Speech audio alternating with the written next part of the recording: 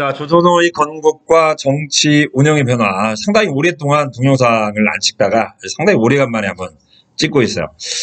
자, 우리 저번 시간까지는 조선의 교육과 과거제도에 대해서 했고요. 아마 그건 내일 수업을 할 겁니다. 자, 오늘은 사림의 성장과 붕당의 형성 볼 수 있도록 하겠습니다. 먼저 사림입니다. 사림의 등장. 안녕하세요. 안녕하세요. 자, 우리 옆에 뭐라고 표현해야 될까? 방송 용어로 표현하면 굉장히 이쁜 여성이 한분 계세요. 이쁘지 않습니까? 이렇게 봐야 보여요. 이렇게 봐야. 지금 대각으로. 안녕하세요. 자, 이렇게 이왕이면 얼굴이 공평하게 나오게. 자, 사림의 등장. 자, 여기 이제 블랭크 단어가 있는데, 성종 때부터 중앙 정치 무대에 등장했고, 이 사람들은 주로 언론 3사에 중용되었다. 3사는 우리 앞에서 저번에 배운 건데, 우리 친구들 기억을 한번 되살리기 위해서 꾀꼬리 같은 목소리고. 자, 한번.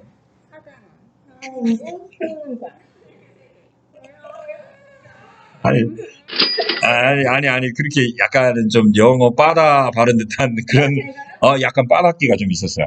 금방요. 자, 아무튼, 3사에 중용되었다. 이제 사관원, 사원부, 홍문관인데, 대체로 이 세 개의 부서는 중앙, 왕이라든가, 아니면은 고위 관리들을 견제하는 역할을 좀 많이 했던 그런 관직이었죠.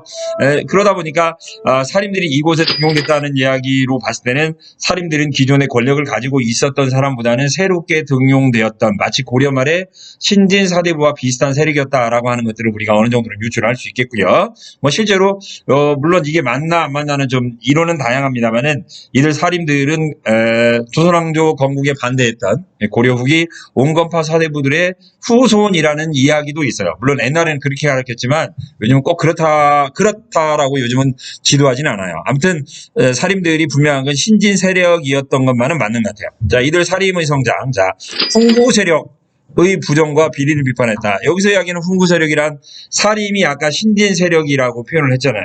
그러면 이제 훈구는 기존의 권력을 가지고 있던 이 기득권 세력들. 이렇게 딱 보면 뭔가 딱 나와요. 조선 시대, 조선 초기에 있었던 훈구 세력들은 일단 조선왕조 건국에 참여를 했었고요. 그 다음에 두 차례 걸친 왕자은안에서 승리를 거두었었고요. 계유정난 그래요. 계유정난. 얘는 뭐죠? 세조가. 세조가. 자기 조카를 몰아내고. 단종. 단종을 몰아내고 왕위를 탄찰했던 걸 계유정난이라고 하는군요. 꼭 저는 이쁜 달걀인 줄 알았어요.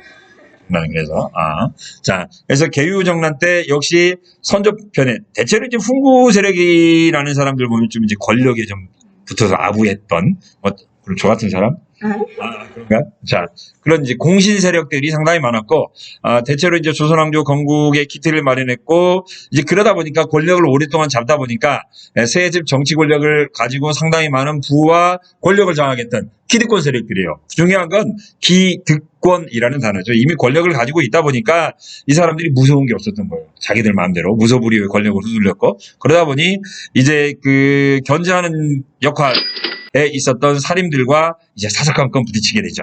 그래서 훈구와 사림 간의 대립이 커지게 되고 그러면서 대체로 여러 차례 그랬는데 숟가락을 그래요. 네 차례. 자, 네 차례에 걸친 사화가 발생을 합니다. 사화. 여기 보니까 이제 사화 가장 먼저 등장한 게 이제 연산군대에 있었던 무오사화.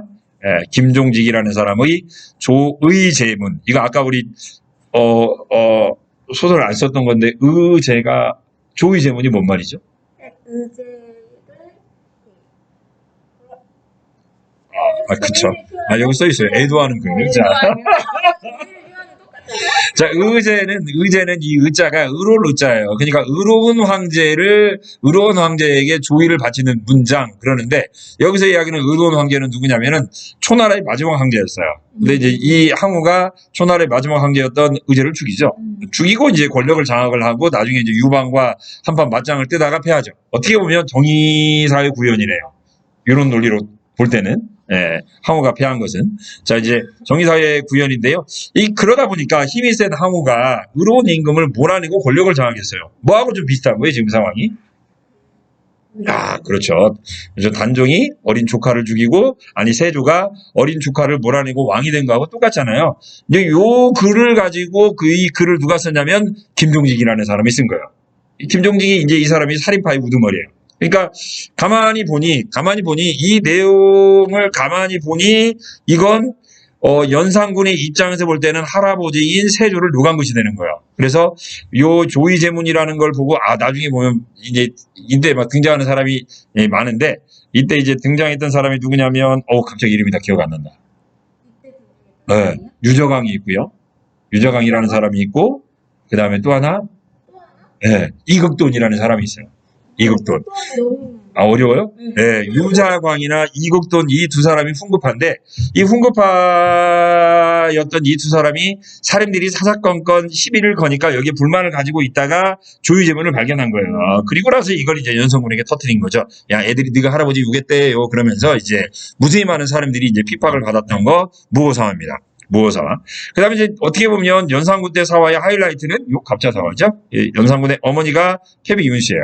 윤 씨가 죽음을 당했어요. 죽음을 당했는데 이때 이제 윤 씨가 죽음을 당할 때 하면서 이제 흘렸던 그 피 묻은 손수건을 케비 윤 씨의 어머니 외할머니가 갖고 있다가 연산군에게 주죠.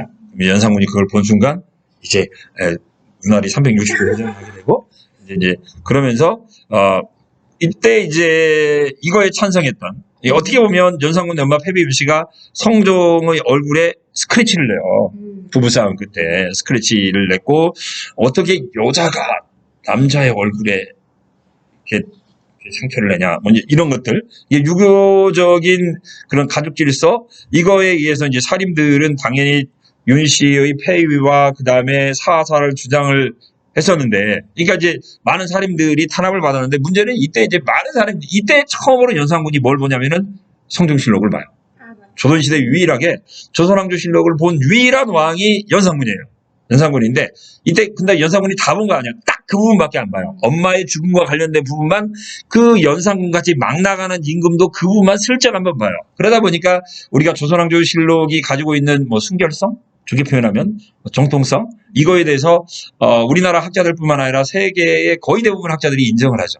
왕이 못 봤기 때문에 그 내용은 정말 객관적이고 정말 사실만을 쓴 내용이다라고 이렇게 이제 인정을 하는 건데 그러면서 이제 연산군이 엄마를 죽이는데 찬성하는 사람 죽이고요. 당연히 그다음에 가만히 있었던 사람도 가만히 있었다고 죽이고요. 그다음에 반대했던 사람도 끝까지 반대 안 했다고 죽이고요. 그러다 보니 이제 뭐 요 갑자사화 이후에는 이제 주위의 모든 신하들이 쫙 사라지게 되는 거죠.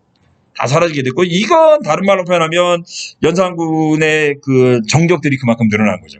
연산군이 좀 안 좋았나 봐요. 약간은 자기 편을 좀 남겨놨어야 되는데 자기 편을 남겨놓지 않아가지고 이제 망한 게 연산군도 망했고 우리 삼국지에 보면 조조 있죠. 조조. 걔도 역시 자기 편을 안 만들어서 역시 위나라가 빨리 망했던 그런 원인을 제공을 했었어요. 자, 아무튼 연산군을 몰아내고 이제 중종이 왕이 됩니다. 중종 반정이죠. 그런데 중종 반정을 일으켰던 건 우리가 생각하는 것처럼 살인파가 아니라 그래서 훈구파들이에요. 훈구파들. 실제로는 그래서 이제 훈구파들이 중종 반정 때 권력을 장악을 하고 이제 그러면서 이제 중종이 이들 훈구파들의 득세를 이기기 위해서 새로운 신진 세력으로서 주광조를 앞뒤가 똑같은 조광조 1577이 아니라 조광조를 이제 어때요? 발탁을 했고 조광조가 흔히 이야기하는 이제 도학 정치라는 걸 펴니다. 이제 성리학에 기반을 둔 정치 이를 펴다 보니 훈구 세력들과 다시 한번 부딪히게 됐고요. 그래서 훈구 세력들이 조광조 령을 몰아내자 해가지고 꾀를 내죠. 네 글자? 나뭇잎에다가 이렇게 꼴로 글씨를 쓰잖아요. 그 표정, 이 표정. 우리 친구들 표정하고 똑같아요. 김효사인데 이거 주초이와 이게 꿀로 이렇게 글씨를 썼더니 개미가 와서 먹었는데 이게 딱 나뭇잎을 주우니까 여기에 주초 여기서 주초를 붙이니까 조가 되는 거죠. 주광조님이 왕이 되려고 한대요 라고 하면서 중종이 뻔히 이렇게 모략인 줄 알았어요. 알았는데 이제 조광조의 그런 사사건건 간섭에 중종도 실증을 냈고 그러면서 이제 김효사화 해가지고 많은 사람들이 또 한 번 또 중앙정계에서 물러나게 됩니다. 그리고 나서 이제 을사사화 명종 때 요건 이제 이건 메이야 사건으로 유명한데 여인천하로 요건 나중에 이야기할게요. 그래서 이제 명종 때 외척 큰 윤씨와 작은 윤씨 윤 임금이 큰 윤씨 먼저 왕이 된 거고요. 그 다음에 작은 윤씨 윤원영 둘이 이제 외척끼리 싸웠던 을사사화까지 이 4대 사화를 이렇게 길게 이야기하면 안 되는데 교과서의 내용이 거의 안 나오니까. 근데 이제 역사는 배우는 이유 가운데 하나가 이제 이런 야사 이렇게 좀 썰 푸는 거 이것 때문에 우리가 이제 교과서를 학습하는 재미가 있기 때문에 시험 문제는 뭐 기껏 시험 문제 나오면 여기 김종직의 조이제면하고 아니면 김효사화 정도예요. 김효사화인데 한번 썰을 한번 풀어봤어요. 좀 나름대로. 그래야 재미가 있잖아요. 그죠? 뭐 시험 문제 나오네, 중요한 거네. 그것만 이야기하면 재미가 없잖아요. 벌써 막 하품하잖아요. 보이시나요? 아, 보이죠, 당연히. 자, 이렇게 4차례에 걸친 사화를 통해서 타격을 받았던 살인들이 이 2개. 중학교 시험 문제 많이 나왔어요. 서원과 타격을 통해서 권력을 장악했다. 그래서 선조 때가 되면 살인들이 이제 전국 주도권을 장악했다라고 이야기를 하고 있고요. 이제 훈구 세력들은 이제 뭐 물러났다 치고요. 그다음에 이제 살인들이 권력을 장악을 하자 이제 누구끼리 이제 다시 살인들끼리 싸우게 되면서 붕당이라는 게 형성이 됩니다. 자, 살인 세력이 척신, 여기서 이야기하는 척신은 왕실의 외갓집 사람들이에요. 아까 이제 의사사화에서 마지막 남아있던 게 윤원영이었죠. 윤원영. 옛날에 이제, 지금도 이제 뭐, 그 케이블 TV에 보면 엄마들이 좀 많이 봐요. 이렇게 옛날 드라마들 많이 나오는데 그 중에 하나가 뭐가 있냐면 여인천하가 있어요. 메이야? 이게 여인천하 해갖고 이덕화라는 사람이 이제 윤원영으로 나오는데 이게 이제 마지막 척신 세력이에요. 이들 척신 세력들의 잔재의 청산을 둘러싸고 이제 살인들이 둘이 싸우게 돼요. 근데 이제 싸울 때 뭔가 목표가 있어야 하잖아요. 이때 뭘 놓고 싸우냐면 2조 전랑이라는 자리를 놓고 싸워요. 이거 아까 시나리오에서 안 짠 건데 전랑이 뭐죠? 전랑이 뭐냐고요? 네네, 이 시나리오에서 이야기 안 한 거라 이제 큰일 났다. 이제 모를 수도 있겠네요. 전랑이 뭐냐고요? 네. 무슨 일을 하는 사람이냐고. 그렇죠, 뭐 일종의. 뭐 인사권을 가진 자리죠. 네네. 왕자님. 굳이 이제 전랑이라는 부서는 이호야병 영공 6조 가운데 딱 2군데가 있어요. 하나는 이조하고 하나는 병조. 병조 전랑도 있어요. 금방 이야기한 대로 인사권을 담당하는 자리이기 때문에 아무래도 이제 문신들은 이조, 그 다음에 이제 군인들은 병조. 그래서 이제 2군데 전랑이 있는데 실제로 이제 전랑이라는 벼슬은 없어요. 전랑이라는 벼슬은 없고 이제 자랑과 정랑 이 2개를 합쳐가지고 전랑 그래요. 자, 아무튼 이조 전랑. 이 인사권의 추천권을 가지고 있어요. 추천권. 이게 쉽게 말하면 3사. 사원부, 사관원, 홍문관 관리 추천권을 가지고 있는 굉장히 중요한 자리였기 때문에 이조전랑을 서로 차지하려고 했는데 한 번은 김요원이라는 사람이 이조전랑의 물망에 오르자 윤원영의 뭉객이었다고 심의겸이라는 사람이 반대를 해요. 심의겸이 외척 세력이거든요. 자, 이 사람이 이제 반대를 해서 김효원이 못됐어요. 이조전랑이. 그런데 나중에 심의겸의 동생이었던 심충겸이 이조전랑을 또 하려고 하니까 김효원이 다시 반대를 해요. 내가 하는데 반대했는데 네가 하려고 그래? 그래서 이제 김효원파하고 그 다음에 요 심의겸파가 서로 갈라져서 싸우게 되죠. 서로 갈라져 싸우게 돼요. 서로 이제 갈라져 싸우게 되면서 이제 싸우게 됐는데 하필이면 이때 김효원이 동쪽에 살았어요. 동쪽. 그래서 동인. 그 다음에 서인 심의겸 애들은 어디 살았냐면 서쪽에 살았어요. 그래서 뭐가 된 거예요? 서인. 그래서 이제 동인과 서인으로 갈라지게 됐는데 동인과 서인으로 갈라질 때 이제 배경이 된 건 이조전랑이었고요. 이조전랑. 아까 굉장히 중요한 자리예요. 아까 이야기한 대로 3사와 같은 청요직, 깨끗한 요직에 대한 관리 추천권을 가지고 있었기 때문에 이 자리를 장악을 하면 아까 이야기한 3사는 기득권 권력을 가지고 있는 세력을 비판하는 세력이잖아요. 그러니까 이조전랑을 장악을 하면 3사를 인사권을 갖게 되고 그러면 내가 좀 잘못하더라도 얘들이 나의 불만을 좀 무마해줄 수 있잖아요. 그런 자리이기 때문에 서로 이제 장악을 하려고 했었죠. 자, 동인과 서인입니다. 서인. 그리고 갈라졌고 나중에는 이 둘이 이제 조선후기 정치 세력의 뿌리가 돼요. 자, 동인 신진 세력, 서인 기성 세력. 뭐 척신 세력 완전히 몰아내자. 깨끗한 척신은 괜찮다. 그 다음에 대표적인 인물 동인은 이황, 그 다음에 서인은 이이. 지역적으로 볼 때는 얘들은 경남, 영남지방, 안동지방이에요. 안동지방에 가보면 우리 1,000원짜리 있으세요? 그렇죠? 네, 1,000원짜리 소원 있잖아요. 1,000원짜리 소원. 네, 1,000원짜리 소원, 도산서원인데 도산서원이 바로 이제 이황 선생이 공부했던 곳이에요. 영남학과고요. 그 다음에 서인은 이이고 이이는 물론 이제 이가 애초에 공부했던 건 강릉 오죽헌이잖아요. 네, 서울 호서지방. 그래서 이제 서울 충청도 지방 기호 학파라고 이야기하고요. 여기 안 써놨는데 혹시 열심히 공부하는 친구들 알아요. 이미 쓰고 있는 막 열심히 이것도 쓰고 있는 친구들이 있는데 쓰고 있는 친구들 동인 여기다가 뭐라고 써야 돼요? 학문적으로 볼 때 네, 주리론 그렇게 쓰시면 되겠고요. 그 다음에 서인은 주기론 그래요. 주리 주기.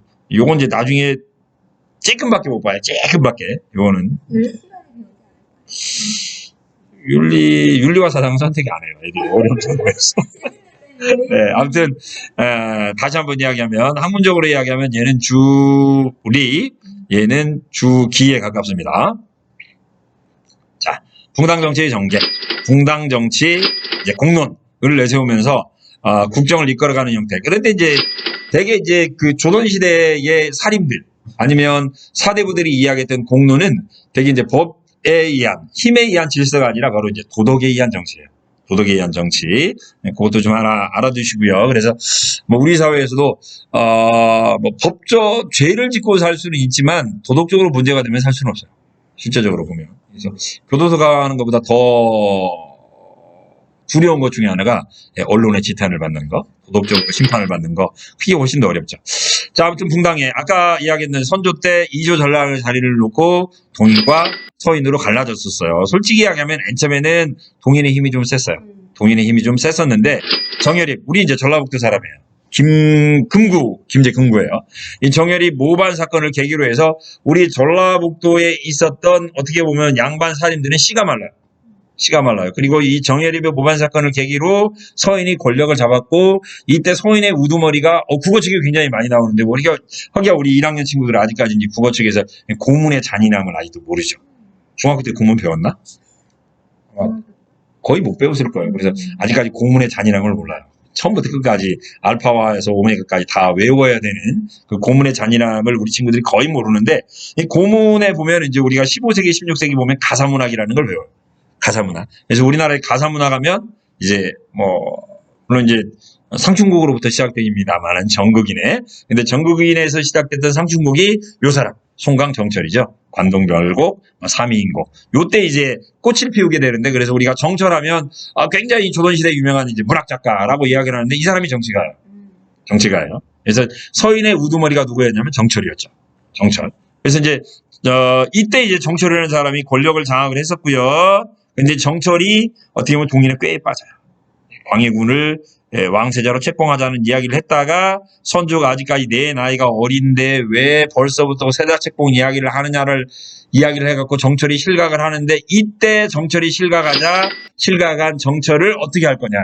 이번 기회에 정철을 발라볼자. 아웃시켜버리자. 아니다.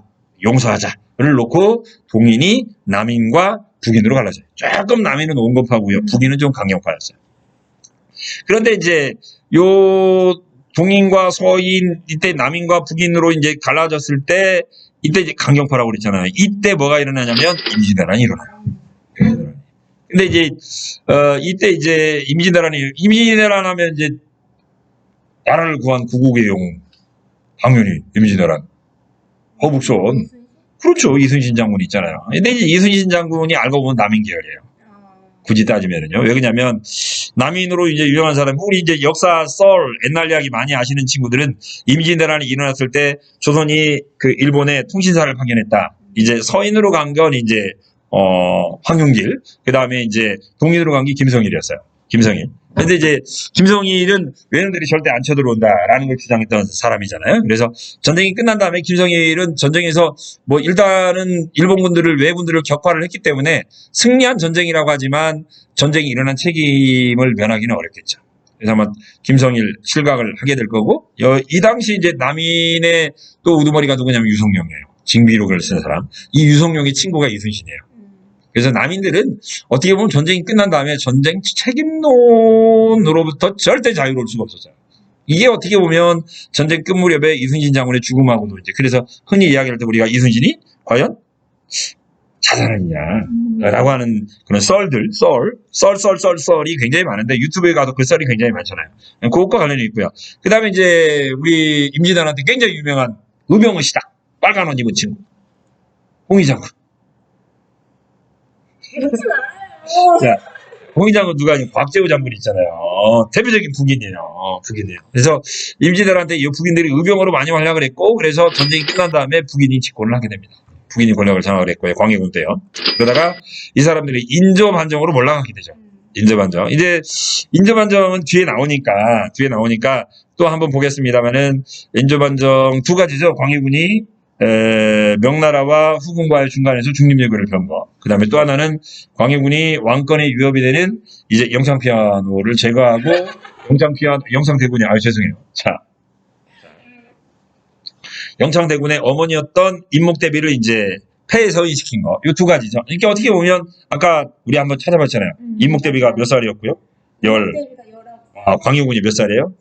27. 그러니까 엄마보다 아들이 8살 나이가 많네요. 그죠? 이제 물론 임목대비가 광해군의 정식 엄마가 아니어서 그래요. 법적으로는 엄마지만 이게 선조가 쉬운 한 살에 맞아들인 와이프가 임목대비예요. 자, 그러다 보니까 이제 임목대비가 엄마긴 한데 광해군보다 8살 어렸어요. 그럼에도 불구하고 아들이 엄마를 몰아냈다.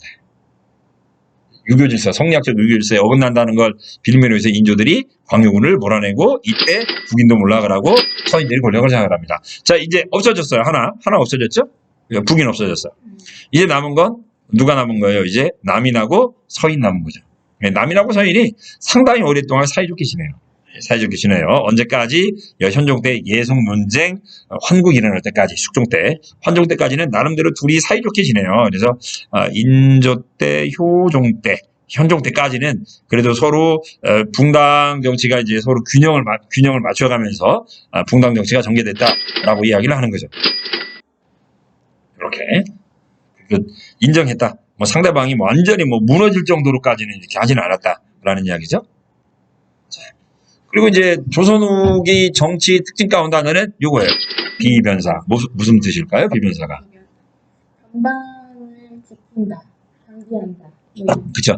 이게 문자어들은 이제 비가 이제 유비만 할 때, 그 다음 변은 변방이니까요. 변방을 대비하는 관점. 이게 이제 1510년에 만들어져요. 1510년에 여진족과 그 다음에 왜구를 대비하기 위해서 만들었던 임시기구였어요. 근데 이제 1555년에, 얘가 이제 삼포 외란이, 을묘 외변이 일어나면서 이게 이제 상설기구가 돼요. 예.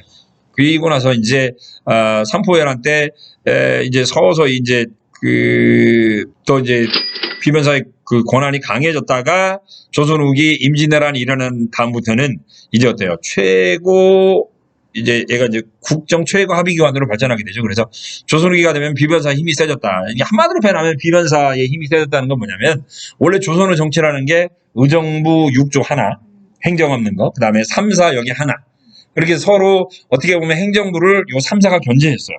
그러니까 굳이 따지면 요 의정부하고 6조는 행정부, 3사는 요즘으로 따지면 의회죠. 국회입니다. 국회. 서로 이게 견제가 이루어졌었는데 조선 후기 비변사가 되면 얘들이 하나가 되는 거죠. 그러니까 행정부와 입법부가 한 덩어리가 돼요. 그래서 얘 둘이 떼거지로 누구에게 덤비냐면 왕에게 덤비는 거죠. 그러니까 이제 여기다 원래는 제가 했어야 돼요. 근데 이렇게 말풍선. 이걸 했어야 되는데 안 했는데 꼭 체크하세요. 비변사의 힘이 강해지면서 누구의 힘이 약해지느냐? 왕권이 약화됩니다.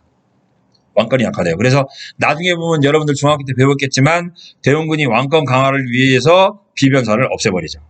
비변사를 없애버려요. 왜? 왕권 강화에 걸림돌이 됐기 때문에. 그래서 조선후기가 되면 비변사가 등장하면서 왕권이 약화되었다는 거. 왕권이 약화되다 보니까 그만큼 신하들끼리의 서로 싸우는 붕당 정치가 더 심해진 거죠. 자, 붕당 정치 변절. 요거 예속 논쟁. 주관식으로 좀 제가 볼 때는 좀 쉬운 건데. 예. 그래도 많이 내겠죠? 주관식도 그렇고, 객관식도 그렇고. 재밌어요? 예. 그래요? 시험 문제. 우리나라 역사상 약 10년간 계속된 논쟁 가운데 재밌는 거라기보다는 가장 쌀데없는 논쟁. 으로 이제 유명한. 그래서 우리나라 조선 후기 붕당 정치가 어떻게 보면 영양가 없는 정치였다라고 이야기를 할 때 가장 현실 정치, 현실의 백성들의, 일반 백성들의 삶과 전혀 무관한 것이었다라고 이야기를 할 때 가장 많이 이야기하는 게 바로 이 예속 논쟁입니다. 자, 현종 때, 이 현종은 효종의 아들이에요. 효종과 효종의 엄마가 돌아가셨어요. 돌아가셨는데 이때 현종은 아무런 문제가 없죠. 아버지 어머니가 돌아가셨을 때 아들이 상복 입는 거 얘가 문제가 없었는데 이 자의대비라는 여인이에요. 자의대비. 이 자의대비는 누구냐면 인조의 부인인데 이제 첫 번째 부인이 아니라 두 번째 부인이죠. 세 번째요? 두 번째요. 자, 두 번째 부인이었는데, 아까 이야기했을 때, 아까 광해군하고 인목대비 이야기를 했었잖아요. 광해군하고 인목대비 이야기를 하면서, 정말 나쁜 놈이다, 광해군. 이라고 이야기했는데, 요 인조도 마찬가지. 인조, 43살 때 14살하고 결혼했어요. 자, 그래서 이제, 인조가 43살에 이제 결혼했고, 이때 자이대부가 14살이었는데, 별로 사랑받지도 못했어요. 아들도 못 낳고. 그랬는데, 문제는 누가 나이가 더 많았죠? 이때 14살일 때, 자이대비가 14살 때 효정이 몇 살? 19. 야, 19살이었어요. 아, 근데 효정이 좀 문제가 있죠. 효정이 원래 큰아들이 아니에요. 맞아요. 아, 큰아들이 누구였죠? 효정은 복림대군이었고, 맞아요. 큰아들이 소현세자. 아, 그래. 소현세자입니다. 네, 소현세자였어요. 소현세자. 그런데 이제 요 소현세자와 복림대군이 병자호란이 끝난 다음에 청나라로 끌려갔다가 10년 만에 돌아왔어요. 그런데 이제 문제가 된 게 소현세자가 어떻게 보면 병자호란 때니까 청나라는 우리 왼수잖아요. 아까 이 왼수라는 사람이 이야기했는데 이 왼수 같은 인간의 왼수였는데 청나라에 갔다 와서 청나라 문화를 몽땅 배워갖고죠. 그래서 이제 인조는 청나라의 원수를 갚자고 하는데 얘는 청나라를 배우자죠. 그래서 이제 소현세자는 거의 독살을 당해서 죽은 걸로 이제 알려져 있고요. 독살 당했고 이제 큰 아들이 없으니까 둘째 아들 복림대군이 왕이 된 거예요. 자, 복림대군이 왕이 됐고 이게 효종이에요. 문제는 이때 이제 효종이 죽었을 때 자이대비 왕의 엄마예요. 형식적으로 아무튼 효종보다는 어렸지만 문제는 이제 그거였죠. 아들이 죽었을 때 엄마가 상복을 입는 게 이게 큰 아들하고 작은 아들이 달랐던 거예요. 자, 그러면 우리 김희생이 볼 때 효종은 큰 아들이에요, 작은 아들이에요? 작은 아들이에요. 근데 왕이잖아요. 그러니까 뭐예요? 작은 아들이지만 큰 아들 역할을 한 거죠. 그럼 큰 아들이잖아요. 그죠? 실제적으로는 작은 아들이지만 법적으로는 큰 아들이잖아요. 그래서 큰 아들이라고 주장한 게 남인이었어요. 그래서 서인은 뭔 소리냐? 아무리 왕이라고 했지만 법적으로는 얘가 큰 아들이니까 큰 아들 역할을 한 거지만 실제로는 작은 아들이다. 서인들은 작은 아들이라고 주장을 해요. 이때는 처음에는 서인이 힘이 셌고요. 그래서 1차 예송에서는 서인이 이겨서 1년만 상복을 입었어요. 1년만. 문제는 이제 효종 와이프가 또 죽었는데 자이대비가 아직도 안 죽은 거예요. 오래 살았어요. 이제 못 볼 꼴 많이 본 거죠. 이게 맨 처음에는 현종이 왕이 됐을 때는 잘 몰랐죠. 맨 처음에는 왕이 되자마자 뭐 아빠가 죽어서 왕 된 거니까. 맨 처음에는 당했는데 한 10년이 또 올랐단 말이야. 이제 자기가 왕이 이제 어느 정도 왕권을 어느 정도 자리 잡았는데 다시 그 논의가 일었는데 아빠가 현종 입장에서 볼 때는 아빠가 당연히 큰아들인 게 좋은 거 아니에요. 그래서 이번에는 누구 편을 들어준 거예요? 남인 손을 들어줬던 거죠. 그래서 이 10년간에 걸친 예송 논쟁을 통해서 권력이 바뀝니다. 즉 서인에서 누구로? 남인으로 권력이 바뀌어요. 이제 예송 논쟁이었고요. 기간 여기 남인 허목 저는 그냥 허묵 그렇게 외웠어요. 이름이요? 굉장히 허무하잖아요, 그죠? 허목 그다음에 서인 대표적인 사람 유명한 송시알 이 두 사람이 나옵니다. 자, 환국 숙종대. 이 환국이라는 건 문자 그대로 전국이 급변하게 되는 상황을 보고 우리가 환국이라고 불러요. 환국. 그래서 서인과 남인이 번갈아 가면서 집권하면서 이제 숙종대가 되면서 상대방에 대한 보복과 탄압을 이제 하기 시작해요. 이때부터 이제 붕당 정치가 깨지게 된 거죠. 붕당 정치가. 그래서 붕당 간의 대립의 격화로 공종 기반이 붕괴됐고 그래서 환국 과정에서 서인이 완전히 이제 나중에는 승리를 거두거든요. 노론과 소론으로 바뀌게 되는데 환국 여기 보니까 경기갑 그래서 경신왕국, 기사왕국, 갑술왕국 그러는데 역시 뭐 이 부분도 시간이 별로 없는데 역시 썰이니까 또 한번 풀어봐야겠죠. 경신왕국은 이때는 이제 남인들이 권력을 잡고 있을 때예요. 아까 이제 남인들이 권력을 잡고 있었고 그래서 이때 이제 남인들이 많이 복원이 돼요. 남인들 특히 이제 임진왜란 때 공을 세웠던 남인들이 많았는데 이제 이 사람들에게 이제 시호들이 막 주어집니다. 시호들이 막 주어지면서 이때 이제 영의적이었던 허묵 아까 한번 봤죠. 그 사람의 할아버지도 이때 이제 국가로부터 시호를 받아요. 그래서 이제 집안에 잔치가 벌어진 거죠. 그런데 오늘 지금 비 오고 있는데 비가 막 내리고 있었어요. 근데 이제 숙종이 야, 저 허묵네 집에 우산 갖다 줘라 했는데 우산을 미리 갖다 쓴 거죠. 어떻게 보면 숙종이 볼 때는 괘씸죄. 이놈들이 왕을 깜보네? 이렇게 된 거죠. 그래서 이제 그 우산 밑에서 밥 먹던 남인들이 다 정리가 됩니다.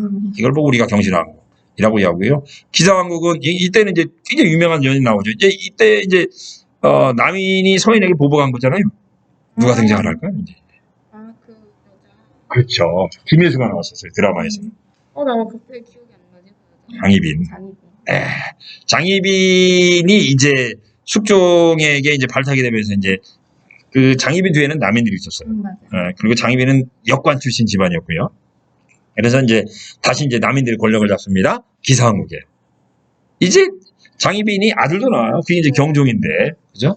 영인군을 낳았는데, 나중에 보면 이제, 근데 이제 또 장희빈이, 이때 등장하는 게 이제 인현왕후죠. 인현왕후. 숙종의 첫 번째 와이프였던 인현왕후에 대한 질투?